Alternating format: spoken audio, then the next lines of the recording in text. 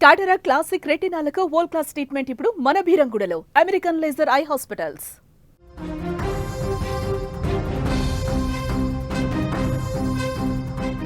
దుబాయ్లో ఎప్పుడూ కనిపించనంత అలజడి కనిపిస్తుంది. ఇండియా పాకిస్తాన్ మ్యాచ్లో ఎవరు గెలుస్తారనే ఉత్కంఠ భారీగా దుబాయ్ స్టేడియం ముందు చాలా స్పష్టంగా తెలుస్తోంది. ఎందుకంటే గత 2 మ్యాచ్లో గ్రూప్ స్టేజ్లో జరిగిన మ్యాచ్కి అట్లాగే సూపర్ 4లో జరిగిన మ్యాచ్లో ప్రేక్షకులెవ్వరూ దుబాయ్ స్టేడియం వైపు వెళ్ళలేదు. కేవలం అంటే మొత్తం 28,000 మంది పట్టే కెపాసిటీ ఉన్న ఈ దుబాయ్ స్టేడియంలో మొదటి మ్యాచ్లో ఏదైతే గ్రూప్ స్టేజ్లో జరిగిన మొదటి మ్యాచ్లో ఇండియా పాకిస్తాన్ తలపడితే మొదటి మ్యాచ్లో అటెండ్ అయింది ఎంతో తెలుసా? 20,000 లోపే. అంటే దాదాపు 8,000 సీట్లు ఖాళీగా ఉన్నాయి. ఇది ఇండియా పాకిస్తాన్ క్రికెట్ చరిత్రలో అత్యంత రికార్డు చేయదగిన ఒక సంఘటన. ఎందుకంటే ఇండియా పాకిస్తాన్తో ఆడుతుంది అంటే, పాకిస్తాన్ ఇండియాతో ఆడుతుందంటే కేవలం భారతీయులు పాకిస్తానీలు మాత్రమే మ్యాచ్ చూడరు. ప్రపంచంలో ఉన్న క్రికెట్ ప్రేక్షకులంతా, క్రికెట్ లవర్స్ అంతా చూస్తారు. ఎందుకంటే ప్రతిసారి ఇండియా పాకిస్తాన్ మధ్య అంటే క్రికెట్ గ్రౌండ్లో ఒక కార్గిల్ యుద్ధం జరుగుతుంది, ఒక ఆపరేషన్ సింధూర్ జరుగుతుంది. ఎందుకంటే పాకిస్తాన్ వేసే బంతిని బాంబులాగే చూస్తుంది ఇండియా. ఆ బంతిని S-400 మాదిరిగానే తిప్పి కొడుతుంది ఇండియా. ప్రతిసారి మ్యాచ్లో భారత్దే పైచేయి కనిపిస్తూ వస్తోంది. తాజాగా జరిగిన మ్యాచ్లో కూడా. సో ఇవాళ ఎవరు విజేతగా నిలుస్తారనే ఎమోషన్ స్పష్టంగా దుబాయ్ స్టేడియంలో కనబడబోతోంది.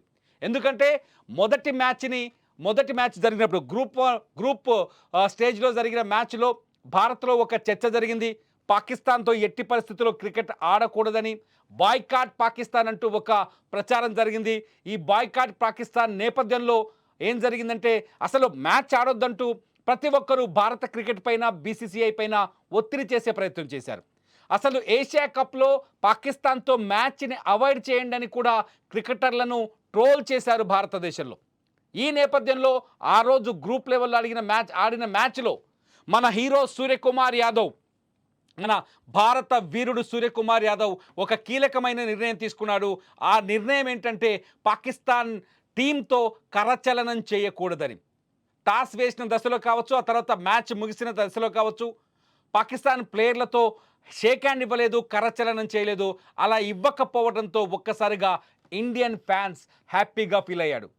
తగిన బుద్ధి చెప్పాడు పాకిస్తాన్ టీంకి సూర్యకుమార్ యాదవ్ అని. కట్ చేస్తే సెకండ్ మ్యాచ్లో కూడా ఇదే జరిగింది. సూపర్ 4 సమయంలో కూడా సూర్యకుమార్ యాదవ్ షేక్ హ్యాండ్ ఇవ్వలేదు. దీంతో ఆ తర్వాత ICC వరకు వెళ్ళింది ఫిర్యాదులని. ఈ మ్యాచ్ కూడా సూర్యకుమార్ యాదవ్ షేక్ హ్యాండ్ ఇవ్వకపోవడం, తర్వాత వివాదాలని పక్కన పెడితే సూర్యకుమార్ యాదవ్ నేను కట్టుబడే ఉన్నాననే మెసేజ్ని భారతదేశ ప్రేక్షకులకు ఇచ్చాడు. దీంతో ఈసారి ఈ ఎఫెక్ట్తో ఒక్కసారిగా ఎమోషన్స్ రైజ్ అయ్యాయి. సూర్యకుమార్ యాదవ్ మ్యాచ్ ఫీజును కోయటం, అంతకుముందుకు పాకిస్తాన్ మనపైన కామెంట్స్ చేయటం, పాకిస్తాన్ ప్లేయర్లు పిచ్చి చేష్టలు చేయటం, ఇవన్నింటి నేపథ్యంలో ఈసారి ఈ ఎమోషన్సే దుబాయ్ స్టేడియంని ఒక్కసారిగా నింపేలా చేశాయి. ఇవాళ ఒక్క టికెట్ కూడా లేదు దుబాయ్ స్టేడియంలో. ఇవాళ ఒక్క సీటు కూడా ఖాళీగా కనిపించట్లేదు. ఇప్పటికే టికెట్లన్నీ అమ్ముడుపోయాయి. ప్రేక్షకులు స్టేడియంలో వచ్చి కూర్చోవడం మొదలైంది. దుబాయ్ స్టేడియం ఫుల్గా నిండిపోయే అవకాశం స్పష్టంగా ఉంది. దుబాయ్ స్టేడియం ముందు హడావుడి కనిపిస్తోంది. దుబాయ్ స్టేడియం ముందు భారత ప్రేక్షకుల నినాదాలు కనిపిస్తున్నాయి. భారత్ మాతాకి జై అంటూ అక్కడ నినాదాలు వినిపిస్తున్నాయి. భారత క్రికెటర్లని ప్రోత్సహించే మాటలు కనిపిస్తున్నాయి. పాకిస్తాన్ని ఎలాగైనా ఓడించాలి అనే నినాదంతో భారతీయులంతా ఎదురు చూస్తారు. ఎందుకంటే దుబాయ్కి ఎక్కువగా భారత్ నుంచి కేవలం 3 గంటల ప్రయాణమే తక్కువ, విమానం టికెట్ కూడా చాలా తక్కువ. దీంతో చాలామంది ఇండియన్ ప్లేయర్స్ దుబాయ్కి వెళ్ళిపోయారు. అటు పాకిస్తాన్ నుంచి కూడా భారీ ఎత్తున ఈ మ్యాచ్ చూసేందుకు టికెట్లు బుక్ చేసుకున్నారు. దీంతో స్టేడియంలో ఖచ్చితంగా ఉద్రిక్తభరితమైన వాతావరణం ఏర్పడే అవకాశం కనిపిస్తుంది. స్టేడియంలో ఉద్వేగభరితమైన వాతావరణం ఏర్పడే అవకాశం కనిపిస్తుంది. గ్రౌండ్లో పాకిస్తాన్ టీం, ఇండియా టీం వేరువేరుగా గేమ్ ఆడిన స్టేడియంలో మాత్రం పాకిస్తానీలు, ఇండియన్స్ కలిసి కూర్చోవాల్సిన పరిస్థితి. ఎందుకంటే దుబాయ్లో పాకిస్తానీల సంఖ్య కూడా ఉంటుంది. ఇటు భారతీయుల సంఖ్య కూడా ఉంటుంది, ఇద్దరు కలిసి కూర్చోవాల్సిన పరిస్థితి ఉంటుంది కాబట్టి అక్కడ ఎమోషన్స్ రైజ్ అయ్యే అవకాశాలు చాలా ఎక్కువగా ఉన్నాయి. వరుస సంఘటనలు అటువంటి ఎమోషన్స్నే రైజ్ చేస్తాయని కూడా చాలా స్పష్టంగా అర్థమవుతోంది.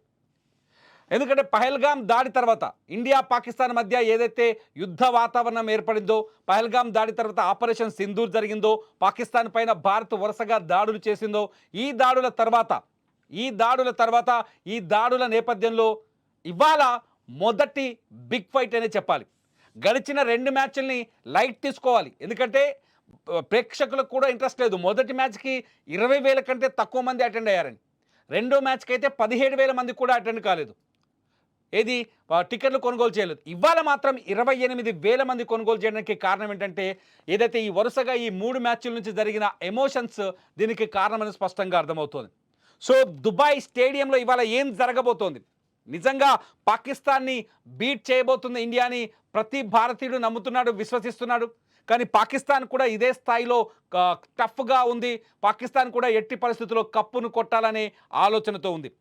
పాకిస్తాన్ ఇంకోటి ఏంటంటే ఇక్కడ ఇంకో విషయం ఏంటంటే ఏసీసీ అధ్యక్షుడు కూడా పాకిస్తానీ కావడం, పీసీపీ అధ్యక్షుడే ఏసీసీ అధ్యక్షుడు కావడంతో ఇక్కడ ఎమోషన్స్ మరొక రేంజ్లో కూడా రైజ్ అయ్యే అవకాశం కనిపిస్తున్నాయి. ఏదేమైనా ఆటగాళ్లపైన ఒత్తిడి చాలా స్పష్టంగా కనిపిస్తుంది.